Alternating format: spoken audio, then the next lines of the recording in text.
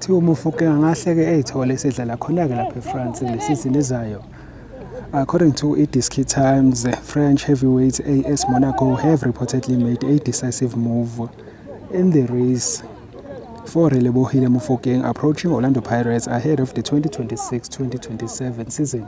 Basazi-ke ukuthi Mofokeng is one of the best players we have laphana kwi-PSL, so it is expected that he will attract interest elsewhere. Ama-players afuna ukudlala overseas, so they can get more experience, bakwazi ukusiza khona-ke Bafana Bafana. As we can see ukuthi siyayidinga-ke now because we are now qualifying for major tournaments.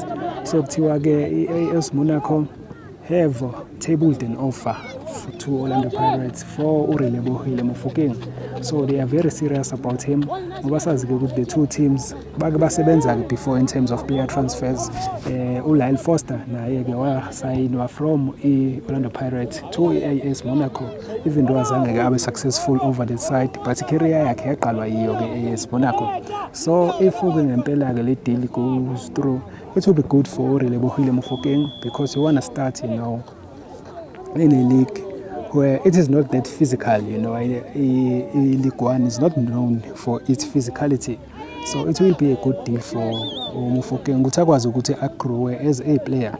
So yeah, we'll have to wait and see ukuthi-ke i-Pirates izo-accepta yini le offer, ngoba kuthiwa ayisekhona-ke vele on the table. It is up to Orlando Pirates to accept it, and then the player will move from Mzansi to France.